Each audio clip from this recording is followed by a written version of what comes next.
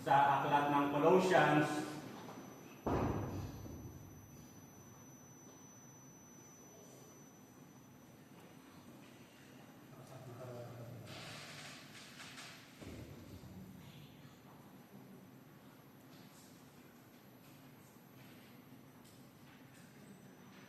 Ang ating pag-aaralan ay magmumula pa rin sa aklat ng Colossians sa chapter 1. Naririto na tayo sa verse 24 hanggang 27. Ang sabi niya rito sa mabuting balita, nagagalak ako sa aking pagbabata. Ngayon, alang-alang sa inyo sapagkat sa pamamagitan nito'y naipagpapatuloy ko ang paghihirap na kailangan pang gawin ni Kristo para sa iglesia na kanyang katawan. Ako'y naging lingkod nito nang garangan ako ng Diyos upang ipahayag sa inyo ang kanyang salita.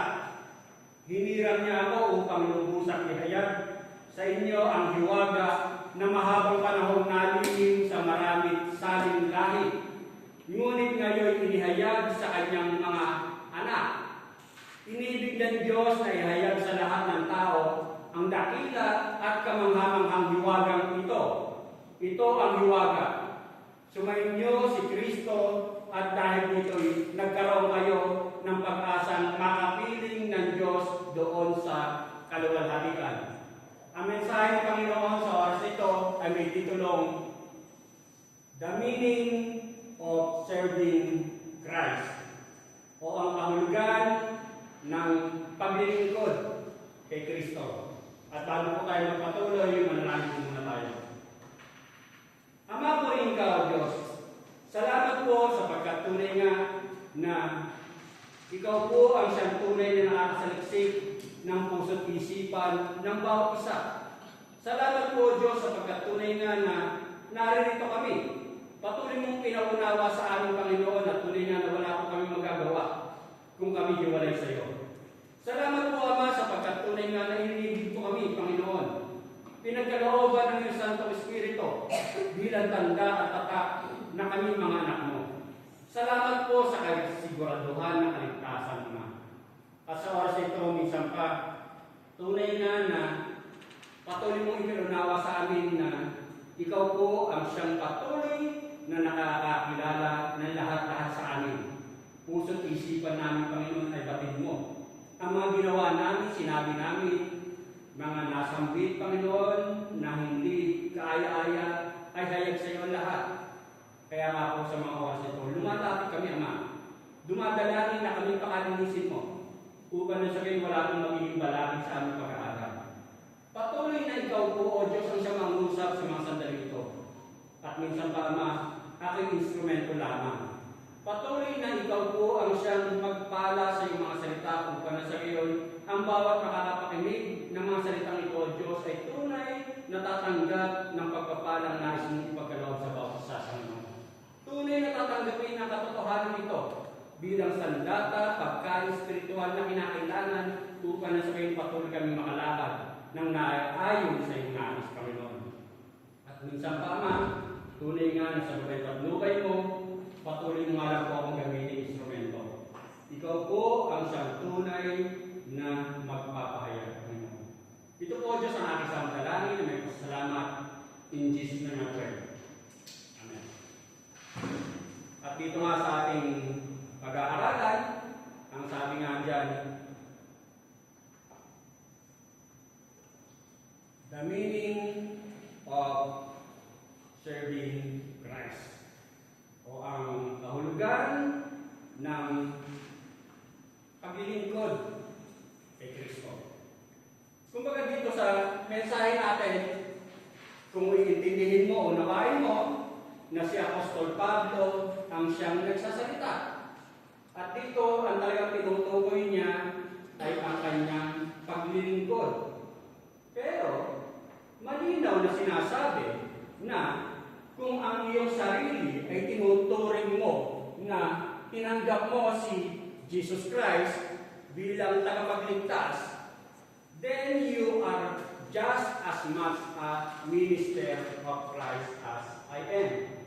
Kumbaga, kung tinanggap mo si Jesus Christ bilang personal Lord and Savior, ang sabi niya rito, na kahit tulad ka rin lang ni Pablo na isang lingkod,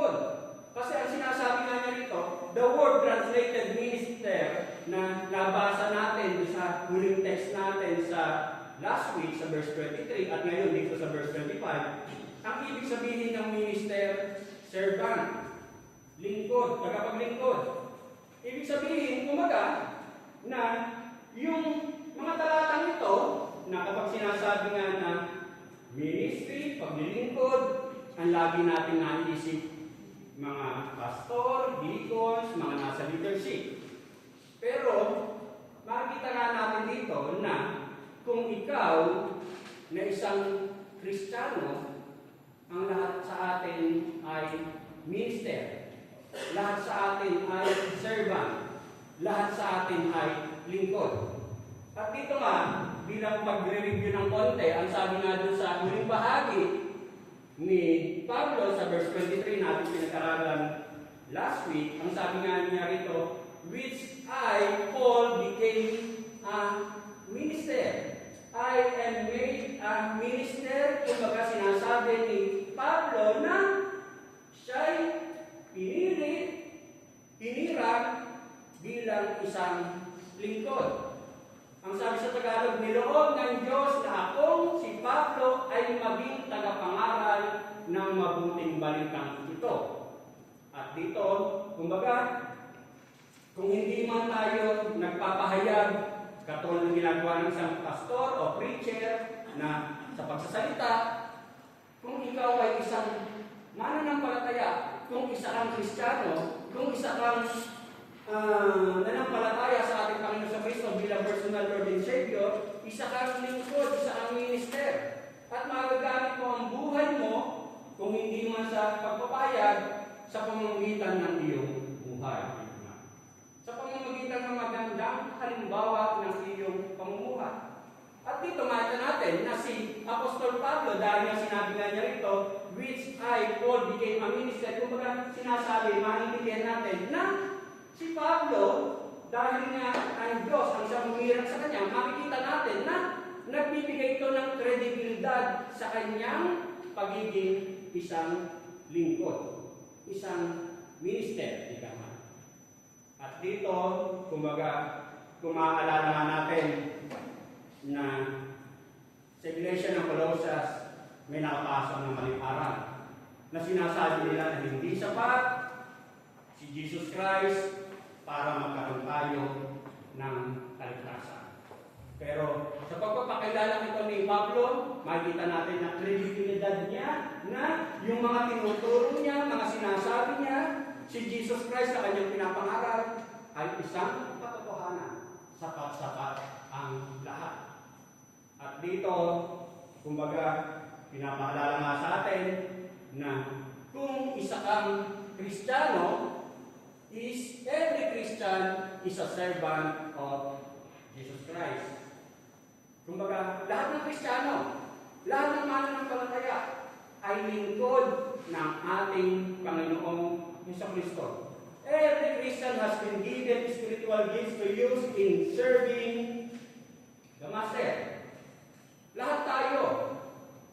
Hindi lang si pastor, hindi lang yung nasa leadership, ika nga. Lahat tayo, kung tinuturing mo ang sarili mo na nanampalataya ka kay Jesus Christ bilang personal Lord and Savior, nanampalataya ka kasama ka doon sa kung bakit namatay si Jesus Christ doon sa krus ng Kalbaryo. Kumbaga lahat tayo ay Kristiyano, lahat tayo ay binigyan ng spiritual gifts na gagamitin para maglingkod sa ating Panginoon. Ngayon, ang akala ng karamihan na kapag yung aaten ka lang sa Sunday worship service, ang akala ng karamihan, naglilingkod na sila. Pero ang reality, hindi.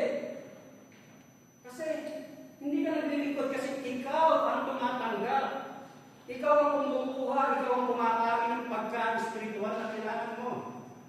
Ikaw ang nakikinabang. Wala ka pang ibinibigay sa Panginoon. Ikaw pa lang ang kumukuha.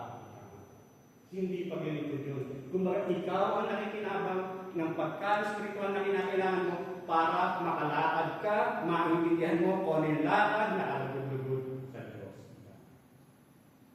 At dito, kumbaga, sabi nga, na yung maupo ka lang dyan, Charles Benz Warner na tinatawag, nakaupo ka lang, pinainit mo lang yung upuan, kaya kapag may naupong iba, ang init naman. Hindi yan paglilingkod. Kumbaga, ang sinasabing paglilingkod may gagawin ka para sa Panginoon. Hindi pa'y quality kung ano yung gusto mo lang gawin. At dito, ang sabi nga na, one day, soon you will stand before the Lord for judgment of what you have done with what He entrusted to you. Kasi, ang sabi nga, kung isa kang mananampalataya, may ibinigay sa iyo. At ang sabi rito sa 2 Corinthians 5:10, sa bawat isa ay haharap sa hukuman ni Kristo upang tumanggap ng kaukulang ganti sa kanyang ginawa, mabuti man o masama nang siya'y nabubuhay pa sa daigdig na ito. Kung Kristiyano ka, kung paano mo ginamit yung ipinagkalaw sa iyong spiritual gifts. Kung hindi ka mananampalataya, yung mga ginawa mo, lahat yan pagsusulit mo. Ngayon ang sabi nga, paano mo ginamit ang oras mo? Paano mo ginamit yung mga pagpapalang pinansyal na binibigay sa iyo? Paano mo ginamit yung spiritual gifts na ipinagkaloob sa iyo? Paano? Sa ating mag-aaral, kumbaga, ang sabi nga niya rito, the meaning of serving Christ. Meron tayong tatlo na tututukan. Una, ang sabi niya rito,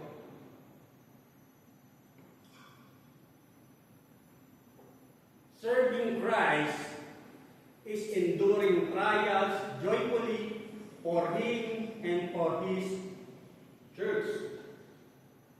Ang paglilingkod sa Panginoon ay kayanin ang pagsubok ng may kagalakan para sa Kanya, kay Jesucristo, at para sa Kanyang Iglesia. Yan ang paglilingkod. Ikaw ang nagbibigay at hindi lang tumatanggap. Yan ang paglilingkod. Ikaw ang magbibigay.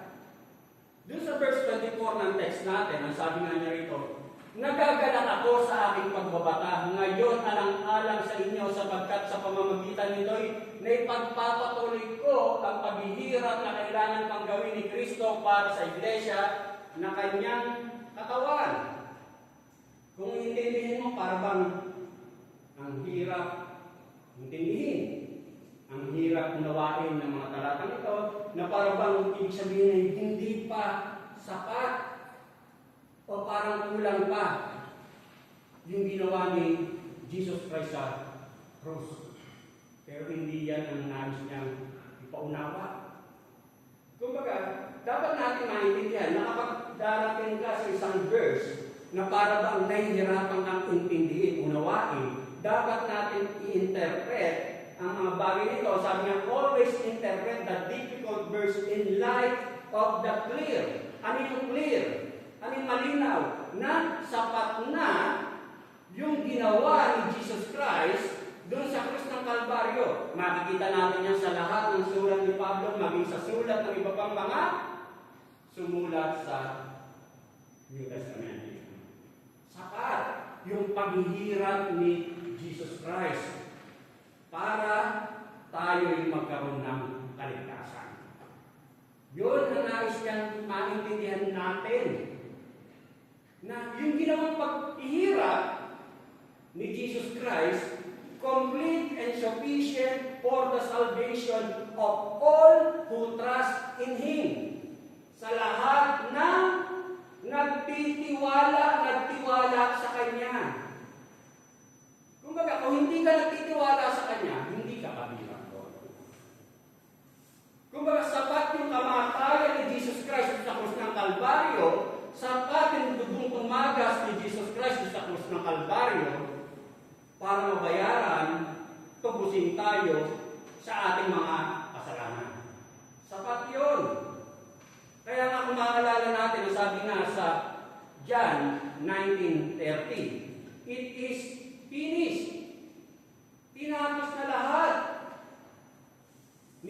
Christ, lahat-lahat. Ang sabi nga, tetetelestai sa Griego.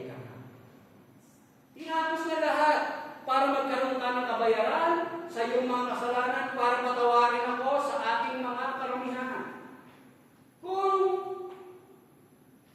nananampalataya ka sa Kanya. At dito, dapat nga rin natin maintindihan. Kung babalik tanaw natin, yung verse 12 and 14 to 14 ng Colossians 1, sabi niya rito, giving thanks unto the Father, kung magpapasalamat sa Ama, who made us meet to be partakers, kabahagi tayo of the inheritance of the saints in light, who delivered us out of the power of darkness and translated us into the kingdom of the Son of His love, in whom we have our redemption, the forgiveness of our sins. Kumbaga, malinaw na sinasabi, pagpapasalamat na ang kailangan natin gawin. Kasi, sapat-sapat yung ginawang paghihirap ni Jesus Christ sa krus ng Kalbaryo para iligtas tayo, alisin tayo sa kadiliman, ilagay tayo sa kaliwanagan, mapasama tayo sa kaharian ng Diyos, hindi na sa kaharian ng kaaway, ni Satanas. Iligtas ka, patawarin ka sa iyong mga kasalanan. Sapat na yun. Ginawa ni Jesus Christ para pagkalooban ka ng mga spiritual blessings ng mga yan. At pagdating sa 2:10 ng Colossians, ang sabi nga niya, and you are complete in Him. Kumpleto ka. Kumpleto ka kung nanampalataya ka kay Jesus Christ. And you are complete in Him who is the head of all principality and power. Kumbaga sapat-sapat yung ginawang pagpapahirap, sakripisyo ni Jesus Christ sa krus ng Kalbaryo. Para sa iyo, para iligtas ka sa kadiliman, patawarin ka sa iyong mga kasalanan, alisin ka sa burak ng karunungan. Sapat-sapat.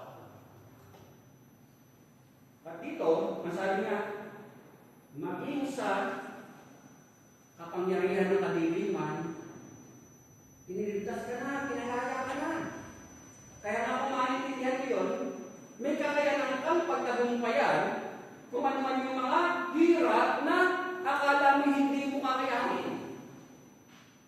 Kasi napagtagumpayan na rin ni Jesus Christ yun. At dito, kumbaga, ang sabi nga niya rito, dapat nating maintindihan na ano ba yung sinasabi ngayon ni Pablo na para bang lacking in Christ suffering. Ano yung sinasabi niyang kulang? Sa dito sa John 15:20, sabi nga niya ito, remember the word that I said unto you, the servant is not greater than his Lord. If they have persecuted me, they will also persecute you. If they have kept my saying, they will keep yours also. Ikama. Ibig sabihin, kung si Jesus Christ na ating Panginoon, tinulista. Huwag ka na magtaka. Kung mananampalataya ka ni Jesus Christ, makakaranas ko rin na pagpagsalit ka. Kung sabi, alalahanin ninyo ang sinabi ko sa inyo, walang aliping higit kaysa kanyang Panginoon. Kung ako'y inusin nila, uusigin din nila kayo. Kung tinupad nila, ibig sabihin, kung nakinig sa Kanya, at kung ikaw ay lingkod na nampalataya sa Kanya, kumbaga, tutuparin din nila ang salita. Kumbaga, maintindihan natin na walang magiging pagkakaiba kung lalakad ka talaga sa kalooban niya. Mararanasan niya. Sa verse 21, sabi nga niya rito, but all these things will they do unto you for my name's sake, because they know not him that sent me. Ngunit, ang lahat ng ito'y gagawin nila sa inyo dahil sa akin, sapagkat hindi nila nakikilala ang nagsugo sa akin. Kumbaga, kaya ka makakaranas ng tutuligsain ka, kasi nga, kumbaga, iba na yung nilalakaran mo eh. Iba na yung gusto mong lakaran. Kaya ayaw nilang maiba ka. Gusto nila kasama ka pa rin nila. At ang sabi, ginagawa nila yon, hindi naman talaga ikaw eh. Ang talagang sinasaktan nila, tinutuligsan nila si Jesus Christ. Ngunit ang lahat ng gagawin nila sa inyo dahil sa akin, sapagkat hindi nila nakilala ang nagsugo sa akin. Kasi hindi nila alam ang kanilang mga ginagawa. Loving in Christ's affliction is not the full salvation he secured on the cross, but the price that his followers must pay in the struggle against the powers of darkness. Kumbaga kaya ka makakaranas ng sakit, pagtuliksa, paghihirap, kumbaga bahagi yun ng struggle. Kasi iba na yung nilalakaran mo. Dito ka na sa liwanag. Ayaw mo nang lakaran yung dati mong nilalakaran. At dito, kung maaalala natin, si Apostol Pablo, nung pine-persecute niya ang unang iglesia, akala niya naglilingkod siya sa Diyos. Akala niya naglilingkod. Nung unang mga mananampalataya, anong talagang ginagawa ni Pablo? Hinuhuli niya, tinutuligsa niya, pine-persecute niya, hanggang kaisa pa nga siya para patayin, patuhin si Stephen. Pero, kung makikita natin na ang talagang pine-persecute niya ron, akala niya yung iglesia, pero talagang pine-persecute niya si Jesus Christ. Ganun din sa isang mananampalataya. Nasasaktan ka, nahihirapan ka, pero talagang pine-persecute nila si Jesus Christ. At ang sabi ni Pablo nga, na lahat ay kailangan pang gawin para sa iglesia na kanyang katawan. Kumbaga, kaya mo mararanasan ay for Christ's sake, for His body, for His church. Kasi tayo ang presentation ni Jesus Christ. Sa atin makita. Kasi wala nga si Jesus Christ physically eh. Pero sa pamamagitan natin mananampalataya, nire-represent natin si Jesus Christ. At dito, kumbaga sabi nga niya rito, dapat natin maintindihan na kung yung suffering ay parang normal lang sa isang mananampalataya ng ating Panginoon Kristo, dapat din natin maintindihan na yung suffering for Christ's sake, ang pinapaalala rin ni Pablo sa mga talatang ito, hindi lang basta suffering. Suffering joyfully. Naghihirap ka, nasasaktan ka, pero may kagalakan. Yun din ang nais na paalala ni Pablo. Hindi lang basta nahihirapan ka, pero ang sabi nga niya rito, he was in prison and he tells to the Colossians, now I rejoice in my sufferings for your sake. Kasi nung sinulat ni Pablo ito, maging ibang mga talata, ibang sulat, ibang aklat ng New Testament, nakakulong si Pablo. Kaya sinasabi niya, oo, normal na magkaroon ka ng paghihirap. ng sakit. Pero sinasabi rin ni Pablo, tanggapin mo ang lahat ng katotohanan ng paghihirap na yan na may kagala. Yun din ang isang sinapaalala. Hindi lang basta maintindihan mo na normal na nakakaranas ka ng paghihirap, pero dapat mo rin maintindihan na tanggapin mo yan ng may kagalakan. Ang hirap ano? Nahihirapan ka na nga eh. Magagala ka pa. Pero yan ang paglilingkod. Yan ang paglilingkod sa Panginoong Diyos.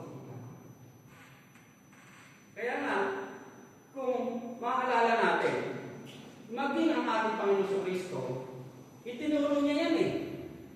Sa Matthew 5:11, ang sabi niya rito, blessed are you, mapalad ka, blessed are you, when people insult you and persecute you. Mapalad ka kung iniinsulto ka, tinutuligsa ka, mapalad ka. And falsely say all kinds of evil against you because of me. Because of Jesus. Rejoice and be glad, for your reward in heaven is great. Napakasarap na pangako ng Diyos.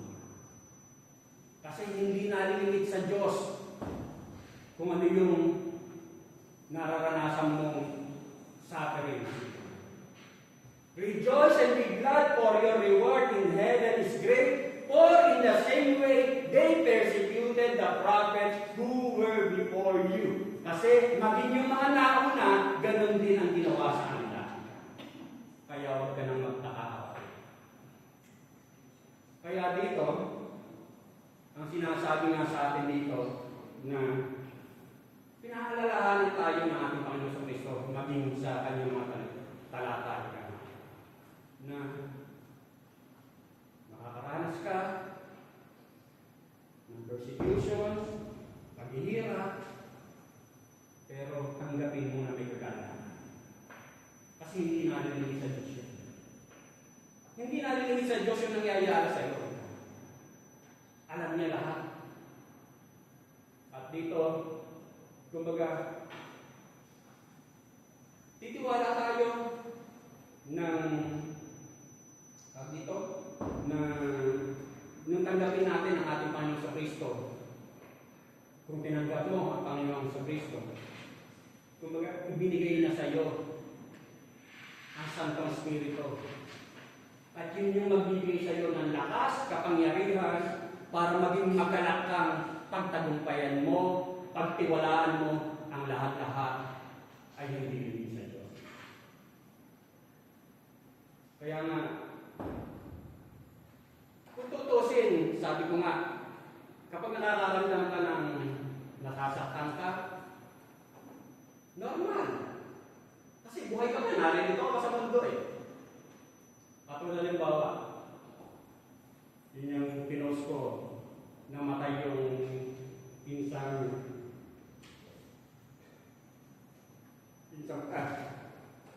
buo ko.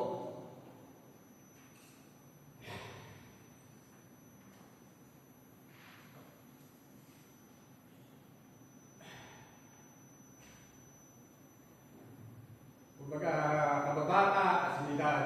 Kaya, kahit pa lang ang masakit, tsaka yung pamilya nila halos maubos na. Pero, salamat pa rin, kumbaga, nakatayo pa rin, nakapag-share pa rin. Ganun din, sa ating paglilingkod, ika nga. Minsan, nakakaturo tayo, nagtuturo ka sa worship, o music ministry. Minsan nakakaramdam ka, may mga nararamdaman ka, nakakaramdam mo, may nag-iisip na hindi maganda sa'yo, kaya nasasakta ka rin. Minsan pinag-iisipan na hindi maganda minsan yung nakikrinig mo. Pero salamat kasi naririto pa rin, kasi bahagi yan ng ating paglilingkod. Ngayon, ang sabi niya, ano kailangan natin gawin? kapag halimbawa may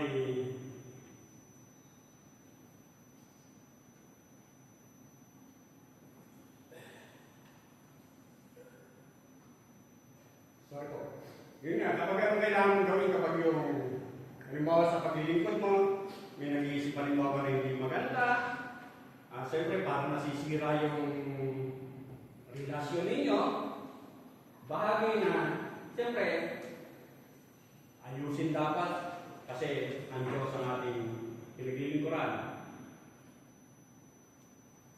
Pero sa mga oras na nasasaktan ka, ang nais ni Turo ng Panginoon nga, magalak ka muna.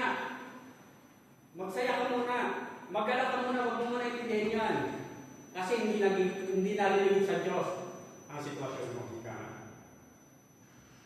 At dito, kumbaga sinasabi nga na, oo, nasasaktan ka, pero ang sinasabi ng Panginoon, kahit nasasaktan ka, tanggapin mo na may kagalaan pa rin yan. Kasi hindi naliligid sa Diyos ang sitwasyon mo. Kaya nga dito, ang sinasabi nga, maging sa paglilingkod, katulad halimbawa nga sa Church Constitution natin. Kapag halimbawa naglilingkod ka na, minsan ang isip ng iba hindi tama, pinagdududahan yung paglilingkod mo. Kumbaga, ang Diyos naman ang tunay na nakakalam ng puso ng bawat isa. Kung talagang ang pinaglilingkuran mo, kumbaga, mapagtatagumpayan niya. Kasi ang Diyos nga, ang Santong Espiritu ang tutulong sa iyo, magbibigay sa iyo ng lakas para mapagtagumpayan mo kung ano mga hamon na dinadanasan ng isang tagapaglingkod. Ngayon, ang sabi nga dun sa kanina, kung makakaranas ka ng paghihirap dahil sa paglilingkod, kung maaalala natin, maging sina Pedro sa Acts 5:41, ang sabi nga niya rito, rejoicing that they were counted worthy to suffer dishonor for the name. Kumbaga makita natin na maging sina Pedro, kumbaga tinulisya sila, pinersigit sila, dahil naglilingkod sila kay Jesus Christ. Pero ano sabi nila? Meron silang kagalakan, rejoicing that they were counted worthy. Ang nakita nila, isang kagalakan, isang karangalan na dahil sa pangalan ng ating Panginoong Kristo, nararanasan nila yung ganong pagkulusay. Kumbaga, alam mo kung sino pinaglilingkuran mo.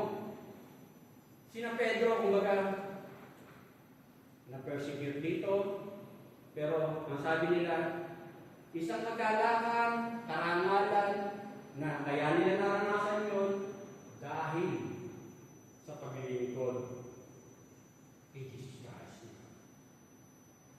At ang sabi rin kanina, na dun sa paalala ni Jesus Christ na, rejoice and be glad, for your reward in heaven is great.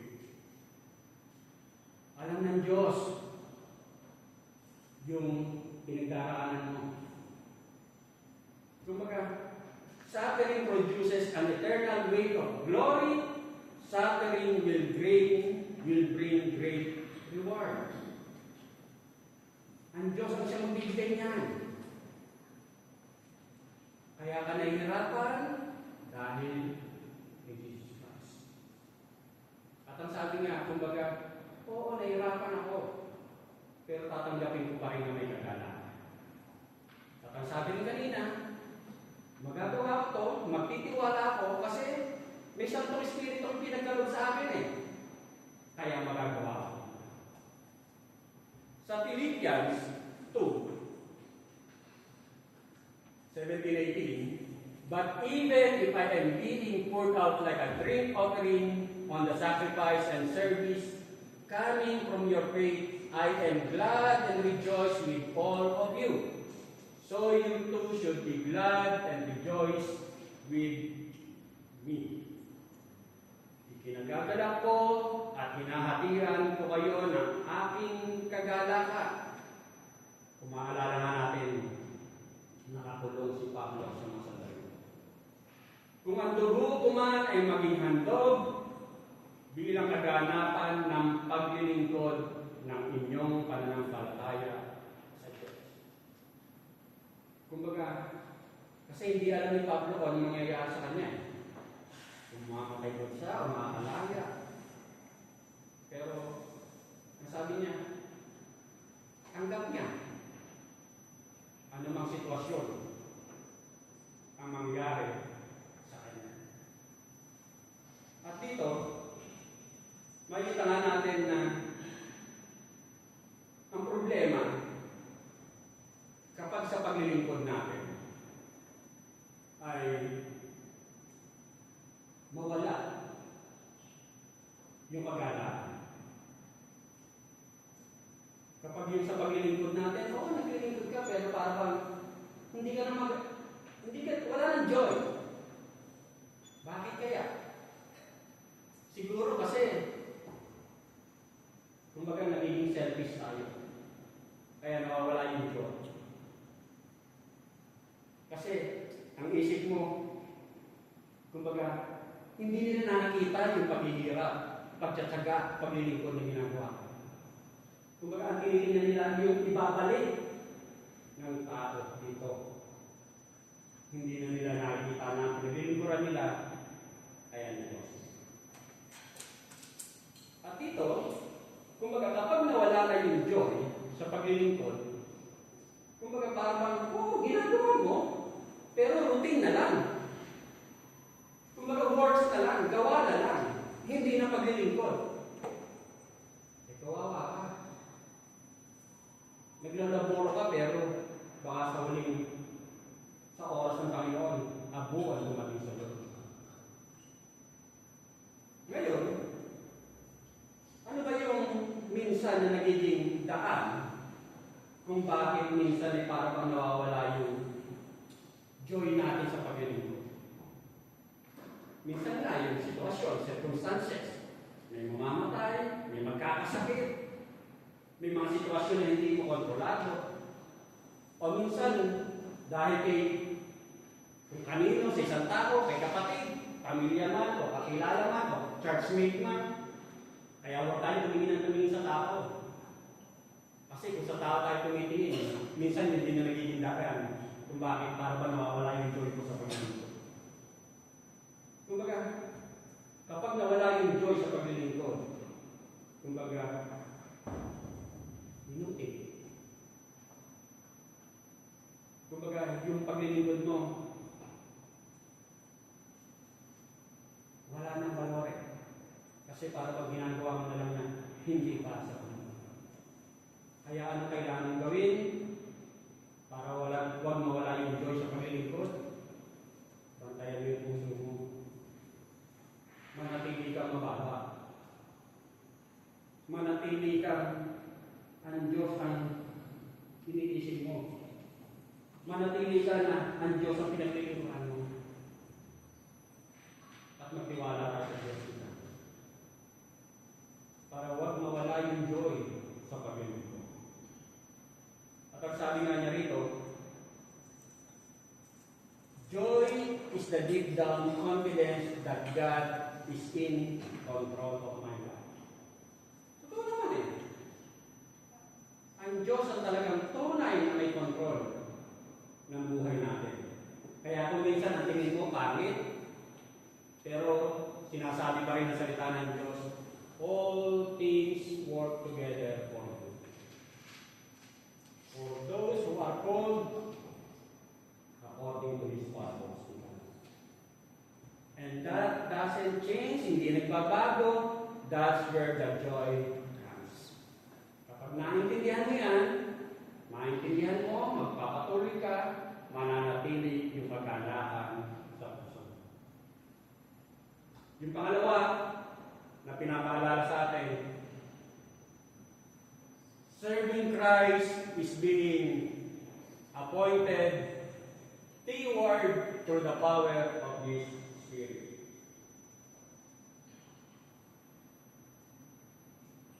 Sa verse 25, ang sabi nga, ako'y naging lingkod nito, nang hiranin ako ng Diyos upang ipahayag sa inyo ang kanyang salita. Hinirang niya ako upang lubusang ihayag sa inyo. Dito nga, nakita natin na sabi, I was made a minister. Ako'y naging lingkod nito nang hiranin ako ng Diyos. Dito sa verse 25. At kung maaalala ka natin last week sa verse 23, kumbaga sinabi ron, I was made a minister. Dalawang beses binanggit dito sa halos magkadikit na talata. Na sinasabi niya na siya'y hinira ng Diyos. At dito makita natin na, kumbaga, paano nangyari ito? Kumbaga, nag-examba si Apostol Pablo para magkaroon siya ng quality being a preacher and apostle. Kumbaga meron ba mga qualification, nag-apply ba siya para maging preacher, minister, hindi ka na. Pero hindi. Kasi, kung maalala natin na maging sa Galatians 1:15, malinaw na sinasabi rin ni Pablo na sa sinapupunan pa lamang ng kanyang ina ay ibinukod na si Pablo para sa kanyang tungkulin, sa kanyang ministry. At dito, makita nga rin natin kung pamilya tayo sa Acts chapter 9, kung paano nangyari, kung paano naging apostol si Pablo. Kung makita natin na si Apostol Pablo sa chapter 9, makikita natin na kaya siya naroon sa chapter 9 para usigin ang mga unang mananampalataya. Pero ano nangyari? Kumbaga, may nakita siyang liwanag galing sa kalangitan, natumba siya, at nakarinig siya ng salita. Sa Acts 9:4. Sabi, Saul, bakit mo ako inuusig? Pero ano sabi? Dun sa verse 5, Saul, sino po kayo, Panginoon? At dito makita natin na, I am Jesus whom you are persecuting, but get up and enter the city, and it will be told you what you must do. Kumbaga yan ang nangyari kay Pablo. Kumbaga, si Jesus Christ as ang mismong pumili, tumawag sa Kanya para siya'y maging isang lingkod ng Diyos. At kung maaalala rin natin na sinabihan ng Diyos si Ananias na isang disipulo na puntahan mo si Saulo at ito'y iyong bautismuhan. Pero ayaw ni Ananias. Bakit? Kasi natatakot siya kay Saulo. Si Saulo ay si Pablo nung hindi pa siya mananampalataya. Bakit? Kasi kilalang si Saulo na isang terorista. Ang ninanais niya ay pigilin, pahirapan ang mga unang mananampalataya. Kaya natatakot si Ananias. Pero siyempre sumunod pa rin si Ananias. Sa Acts 9:15-16, go, for he is a chosen instrument of mine to bear my name before the Gentiles and kings and the sons of Israel, for I will show him how much he must suffer for my name's sake. Kumbaga, dito sa Acts 9, makikita natin kung paano pinili si Apostol Pablo bilang magiging lingkod. At dito, makikita nga natin na si Pablo hindi niya to, kumbaga hindi din talagang pinili niya. Kasi ang gusto nga niya, kumbaga, ang tinutulisa niya kasi akala niya ang paglilingkod na ginagawa niya ay yung Judaism ang tamang paglilingkod na kanyang ginagawa. Imbes siya, mali. Pero mismo si Jesus Christ ang pumili sa kanya. Kaya dito, makita natin na sa ating paglilingkod, kumbaga,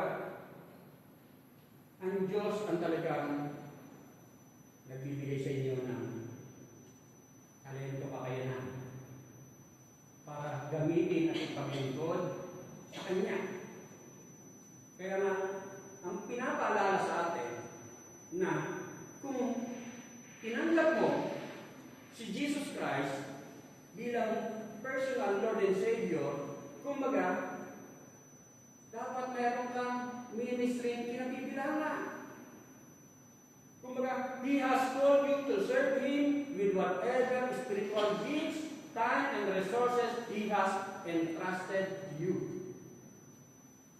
Kumbaga, meron siyang ibinigay sa iyo na dapat mong gamitin para sa Kanya. At ang sabi nga, kumbaga, iba't-iba naman tayo, pero lahat tayo meron. Each of you should use whatever gift you have received to serve others as faithful stewards of God's grace in its various forms. Iba't-iba. Lahat tayo meron. Pero dapat kang gamitin para sa Diyos. If you have, then minister them as good steward, you hold that gift, but it isn't your own. You're going to use it and manage it for God's glory. Kumbaga, meron kang kakayanan na yan, hindi para sarilinin mo. Bagkos gamitin mo yan para sa kapurihan ng Diyos. At dito, kumbaga, iba't-iba ang kakayanan, iba't-ibang kaparaanan, pero isang Santong Espiritong nagbibigay, isang Diyos na pinaglingkuran. Kaya nga sabi sa Romans 8:11, the same power that raised Christ from the dead is inside of you. Parehas lang. Nagkaroon. Depende kung paano nais ng Diyos kung paano kanya gagamitin para sa kanyang glory. Kaya ang pinapaalala sa atin, ika nga, ang sabi nga niya rito, however God has gifted you, you will only fulfill your calling if you rely on the power of the Spirit and trust the Lord to accomplish His work through you. However, God has gifted you. Ang Diyos ang siyang nagbibigay. At dito, kumbaga, magagawa mo lamang to, magagampanan mo lamang to kapag magre-rely ka, mananahan ka sa kapangyarihan ng Diyos. Katulad din na sinasabi ni Jesus Christ na kung mananatili tayo sa Kanya, mas magkakaroon tayo ng maraming bunga. If you abide in me, you will bear much fruit. Kung paano mo magagampanan yung pinagkaloob sa iyong spiritual gifts, mas magiging epektibo ka kapag kung paano mas higit na uugnay sa Diyos.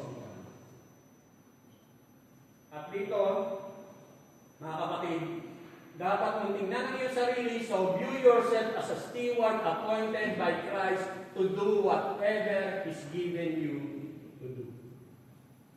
Kaya, kung minsan pakiramdam mo, kapag yung halimbawa, minsan pakiramdam mo parang ibang iniisip. Kapatid, ikaw naglilingkod, pero alam mo merong nagpo-convince sa iyo na gamitin mo ang buhay mo, ang paglingkod mo, pero minsan, para bang ayaw mong ituloy kasi ang parang pumapasok ng isa, ay, ano kayo sasabihin ni kapatid? Pagdaraya na ako. Pero dapat mong, sinasabi niya rito, tingnan mo ang iyong sarili na ang Diyos ang siyang nagtalaga sa iyo, ang Diyos ang siyang nagbigay sa iyo ng kakayanan para gamitin mo para sa Kanya. Minsan gano'n nangyayari. Kapag halimbawa, sabay-sabay na nag-aaral, sa Discipleship 1, Discipleship 2, Leadership. Nararanasan namin minsan yan, halimbawa sa Kasensya gano'n. Siguro naman gano'n din dito, maging sa ibang church, halimbawa. Minsan talaga, hindi mo naaalis minsan na parang pakiramdam mo may naiintindihan. Tao laman Pero, ang sinasabi nga niya rito, na tingnan mo ang iyong sarili na ang Diyos ang siyang nagtalaga sa iyo. Alam mo naman yan Kasi ang Diyos ang siyang magbibigay sa iyo ng tagalaan. Kasi pag hindi mo rin gagawin, kung hindi mo rin susundin, sino ang sinusuway mo? Ang Diyos. Katulad halimbawa ni Jonah na kung saan tinatawag siya, pero layo ng layo. Kaya nga dito, si Apostol Pablo, nakita natin na ang talagang unang karakter ni Pablo, manunuligsa, persecutor. Hindi naman siya apostol noong una. Pero dahil tinawag siya ng Diyos, ang Diyos ang siya naghihirap sa kanya, naging apostle to the Gentiles si Pablo. Yung pangatlo na pinapaalala sa atin, ang sabi nga niya rito, serving Christ is proclaiming His message and the hope of glory for everyone who believes. Ang paglilingkod kay Kristo ay pagpapahayag ng kanyang mensahe at ang pag-asa ng kadakilaan sa bawat isang nananampalataya sa Kanya. Sa verse 26, 27, ang sabi nga niya rito, ang hiwaga na mahabang panahon nalihim sa maraming salit-saling lahi, ngunit ngayon inihayag sa kanyang mga anak, inibig ng Diyos na ihayag sa lahat ng tao ang dakila at kamanghamanghang hiwagang ito. Ito ang hiwaga, sumainyo si Kristo at dahil dito ay nagkaroon kayo ng pag-asang makapiling ng Diyos doon sa alawal hatian. Ang sabi nga na hiwaga. Hiwaga, ano yung hiwaga? Kasi, noong una, kahit dun sa Old Testament, alam o binabanggit doon sa Old Testament, na ang mga Hentil o hindi mga Israelita ay maliligtas sila. May napabanggit. Pero hindi binabanggit doon yung hiwaga na itong mga ililigtas na Hentil ay magiging tagapagmana.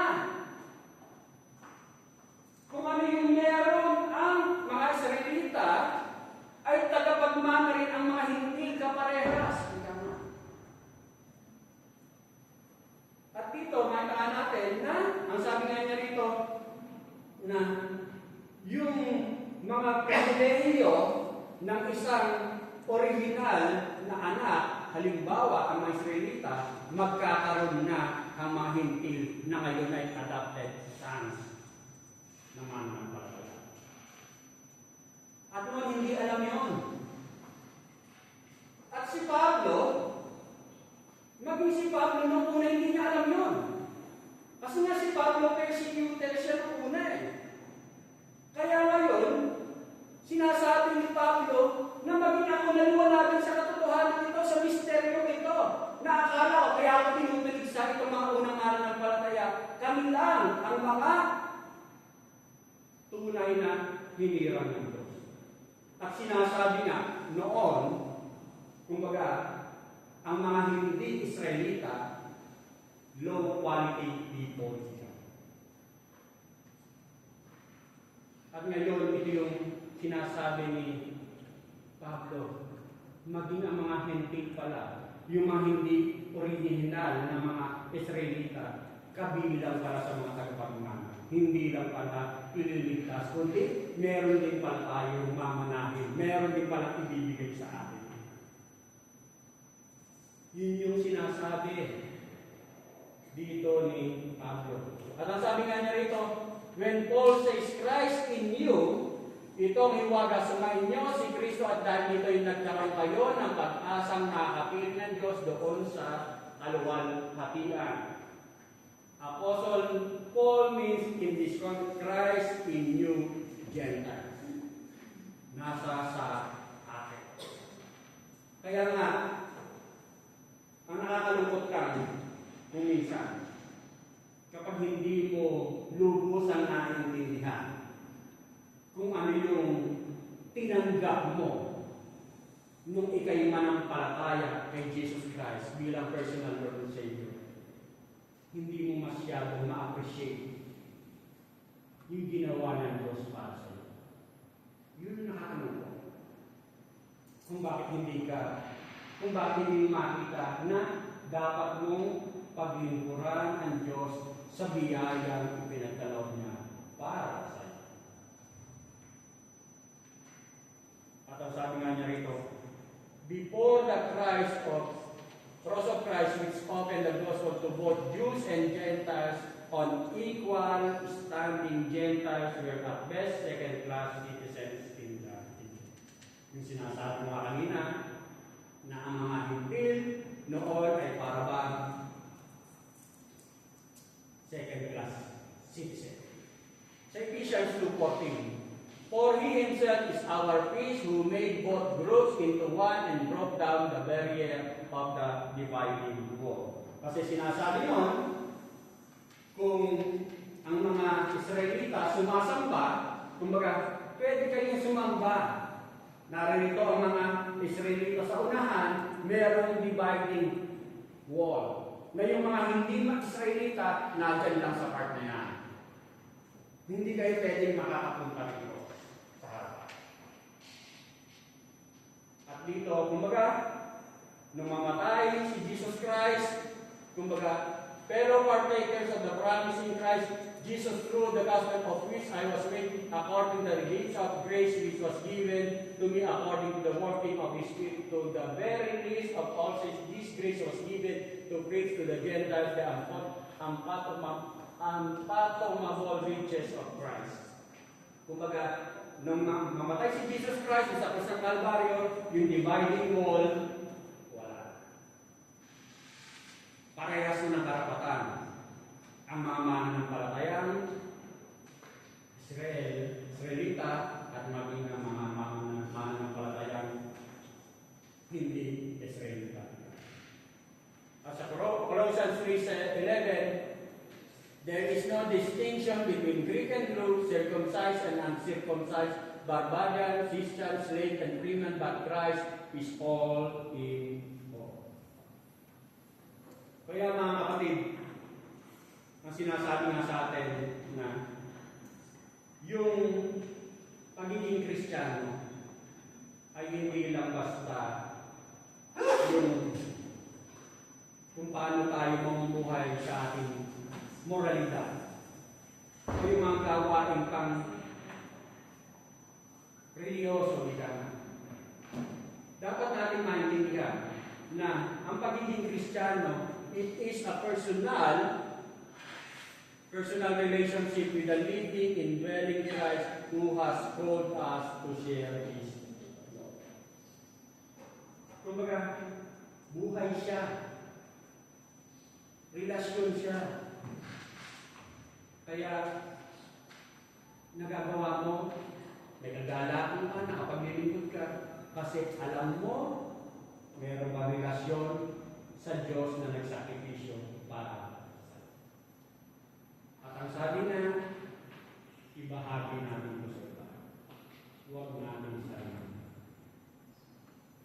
Kaya mga kapatid, ang paalala ng Diyos sa mga sandali ito na the meaning of serving Christ. Kung maalala natin sa parable of the talents, na kung saan ay mismo ang ating Panginoon sa Kristo ang siyang nagbanggit nagturo dyan sa Matthew 25. Dito makita natin na yung Panginoon ay nagbigay ng salapi sa bawat isa. Yung isa binigyan niya ng 5, at yung binigyan niya ng 5, nagbunga ng isa pang 5. Yung isa naman, binigyan niya ng 2, at nagbunga pa ng 2. At yung isa, binigyan niya ng 1. Pero anong ginawa niya? Itinago niya. At nung bumalik, sinawali niya. Pero ano sinabi ng Panginoon sa kanya? Masama, tamad, itapon sa pinakamat, madilim, at ang kanyang ngipin ay naghangan. Kumbaga, iisa na nga lang, hindi pa niya ginamit. Kaya, ang sabi nga niya nito, there are no excuses in fulfilling God's purpose. Binigyan tayo ng Diyos iba't ibang kakayahan. Talento para gamitin para sa kanyang layunin. There are no excuses in serving Christ. Kumbaga, wala tayong idadahilan sa Kanya. At dito, kumbaga, ang sabi niya, kung kilala mo ang ating Panginoon sa Kristo bilang personal Lord and Savior, kabilang ka sa ministry. Anong klaseng ministry yun? Ikaw nakakalam. Serving Christ is being grateful and joyful for the privilege to serve. Nagkagalakan ka at isang pribileyo na ang Diyos, Panginoon, ang iyong pinagiging. At ito ang nakakatakot. Merong ibinigay na assignment. Kasi kung Kristiyano ka, malinaw ang sinasabi, meron ka. At may final exam kung paano mo ginamit yung ibinigay sa iyo ng Diyos. Katulad nung sa parable of the talents, isa na nga lang binigay sa kanya, hindi sabihin na, isa na nga lang, pinakasimple na nga lang yung aking binigay sa akin, maglinis na lang ako, hindi ko pa ginagawa. O tumulong na lang ako, hindi ko pa ginagawa. Wala kang idadahilan. Ipagsusulit mo yan sa Diyos. Manalangin ko tayo. Lord God, maraming salamat po sa oras na ito. Salamat po, Diyos, sa kabutihan mo na tunay nga. Lord God, itinuro mo sa amin, Panginoon, kung paano kami tamang makapaglingkod para sa iyo, Panginoon. Naglilingkod kami, Panginoon, na may kagalaan sapagkat naiintindihan namin, Panginoon, kung ano yung ginawa mo doon sa krus ng Kalbaryo, Panginoon. Buhay mo, O Diyos, ang inihandog mo para magkaroon kami, Panginoon, ng kabayaran sa aming mga kasalanan, Panginoon. Hindi namin ito kayang pantayan, Panginoon. Maglilingkod lang kami, naglilingkod lang kami, Panginoon, bilang pagpapasalamat dahil sa tinanggap namin biyaya mula sa iyo, Panginoon. Kaya nga po sa oras nito, minsan pa, dalahin mo, O Diyos, na tunay nga ang mga paalala nito na pinagkaloob mo. Hindi lang po namin ito napakinggan. Isa po subo namin ang katotohanan ng mga aral nito, O Diyos. Gamitin namin, i-apply namin, Panginoon, ang mga aral na ito. Upang sa gayon, tunay nga na bilang isang binili mo, hiniram mo, pinagkalooban mo kami, Panginoon, ng mga katangian, kakayanan, talento, gifts, Panginoon, at nawa, Panginoon, sa tunang lugay mo, Panginoon, tunay nga na magamit mo namin ito